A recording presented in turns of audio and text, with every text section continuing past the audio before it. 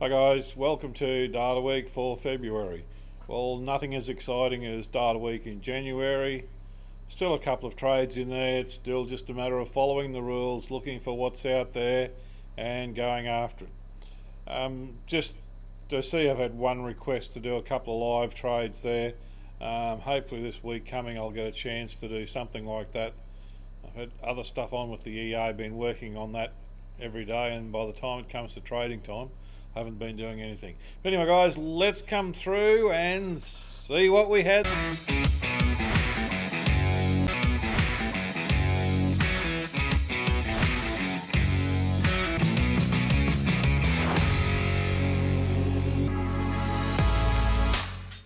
Okay, first cab off the rank, pound AUD. Flatlining in here, pink, right, and we're down the green. We're not interested, so, and now we've got a green one that pops up here, which we've had a run down, and it pops up all behind this single bar here. It doesn't really excite me all that much. If I have a look down here, it's right on the extreme outside of where we want to take it. If I take that, I'll look at here, 1, 2, 3, it's just going nowhere. There's no life in it to start the week whatsoever. And that, but looking at that there, it's all behind one large bar. There's no good run down and the kick at the bottom. I would find it very hard to take that trade. As I say, technically it just comes in our safe zone, but right on the extent of it. And even the ADX, it's close to being right there, but there's just not enough love in it to give it a shot. Once we get past there, we're out of whack here. If we look at this one here, we're in sync with the ADX, we're in our safe zone, and that's our stop loss level there, our profit target there, and we're here. There. By the time we get to our session rollover, we're moving out of it. We've been through all the worst of it, so you may as well hang in there now and go for the ride. And that's exactly all you can do with that. So that's the pound AUD. Pound yen. Rightio. So the yens have been in a bit of a sideways holding pattern. We'll see what happens next week. They look like this movement started. So we come up here, we're up on the top, looking to go down short.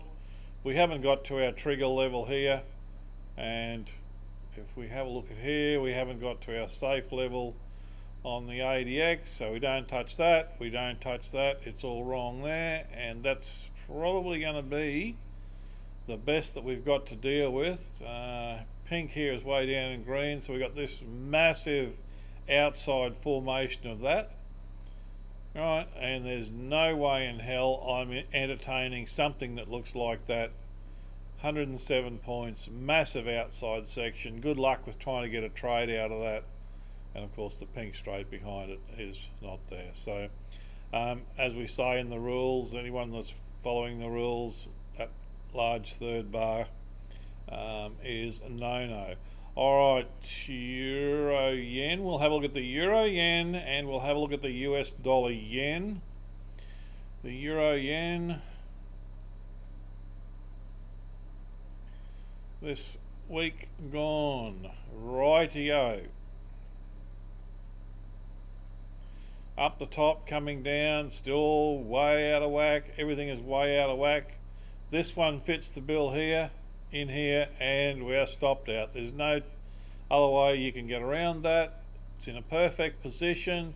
It's come down here, it's way underneath, but just the momentum to drive it down is just too severe.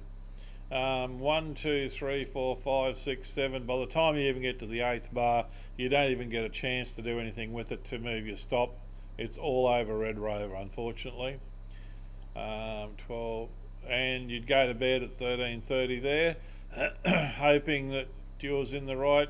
Everything looks good here, resistance points here, but as you'll come to learn, all BS you hear about resistance points and levels, It's exactly BS. It means nothing when it comes to FX. All resistance points are set up for in FX is so they've got a convenient place for all the idiots to put their stops at so they can run them. That's why you hear so much written about resistance points and resistance levels with FX. So we get past that, we got pink and green. Pink is all over the place here and green's all over the place, and it'll be the same bit of a kick here coming into Friday, which we're not interested in that realm there. So the US dollar yen is probably going to be much the same, but let's have a quick look and then we'll have a look at maybe the Euro USD or something different that's totally away from these yen people. Rightio. So we've moving up here, so when we're moving up we're always looking for short positions. We've got a short position here. Now when we put that on there, it's past our good status both in the marker and the ADX. We've missed the boat, too bad, so sad. Walk away from it. Pink and green. Green's up in pink. Now we get this thing here. Now with this one here, and I encourage people to either put horizontal lines on the formation or do this. As soon as you see that formation, I look behind this here, it is stuck in this here with this one large bar. I immediately walk away from that. I don't even bother looking down there.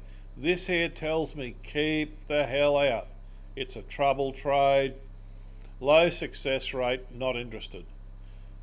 Then we come to this one here, which gets a little bit higher, but it's still in behind the whole wing wang there. I'm not interested. Yes, it goes to target, so there's two there that have gone to target, but if you're going to start taking those trades, well, I wish you luck in the long term because you're going to crash and burn. It is far safer to let them go, walk away from them. And then of course we get that there. Let's try something that's Euro USD, I said. Goodness knows what it's been doing. Haven't looked at it for a couple of weeks, but let's see whether we got anything out of it. Pretty hard to find a decent trade this week, really is. Again, here we got this one here, it's meandering down, we're looking for long trades there. So you got pink and it's down in green. Green here, and we put that on there, and again, if you do this, there's no life.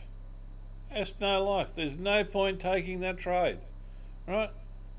Taking that trade is nothing more than wishful thinking. See this large bar here? There's your voodoo, and it's straight in line behind that. I am not interested.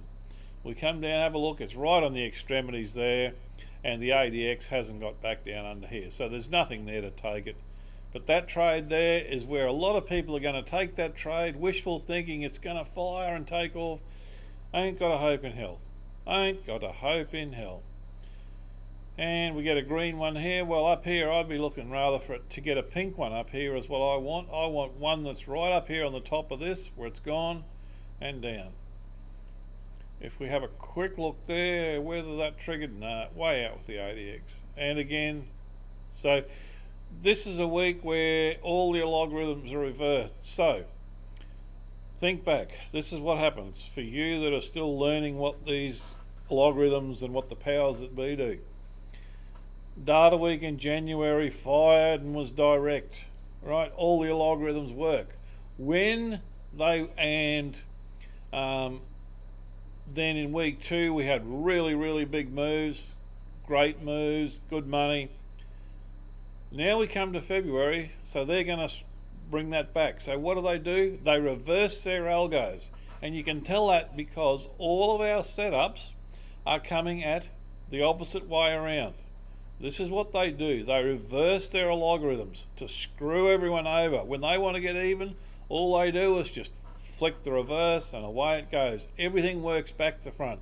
It still moves, but it never puts you in right. Doesn't matter whether it's MACDs, RSIs, all the fandangle BS that's out there, you're not going to get past it. So that's what's going on at present. So normally, and this is a normally but not set in concrete, when data week is good, week 2 is good. When data week is poor, week 1 is normally good, week 2 is average, and week 3 will get a bit of a move to cap the month off. That's what normally happens. So data week has been ordinary, a bit of movement coming in Friday night, so hopefully we'll get some direct movement next week and drift into the week after. That's what we'll be looking for. Euro, okay, let's have a look at we've got a Canadian yen on here or something weird like that. And look at this, dog's breakfast. So all the yen trades, let me show you what goes on here, why nothing's working. Let's put it on a daily chart, bring it forward, help you understand. So this is where we were in here. This was week 2. See the movement? And this is where we are now. 1, 2. Last night there was a bit of movement. 1, 2, 3, 4, 5, 6, 7. Week 3 was shit. There it is. Week 3 and data week isn't all that there. That's why the trades aren't firing. They're holding it up. They're binding it up. Right? So what we need is this to move. So I've got long range targets here on this bar here, the 11th day of the month. I quite often look at as a matter of interest for any of you guys that are on there. And it normally does from that day a 2-section travel from there. So if we just do this, right, that up to there, there's the target. Now I've been trying to get all this in here. I've had positions that I've held. I started off short, I reverse when it breaks through. Normally when it breaks through, this here will just fire up, but I know they've pulled it up here, pulled it up deliberately and messed around, and here we go. Now we're heading back to where we should be. So hopefully we'll get some direction, probably right off the bat. Monday we may get some good trades. So that's what's going on. That's what the US dollar yen looks like. All right, no point looking at PT2 this week.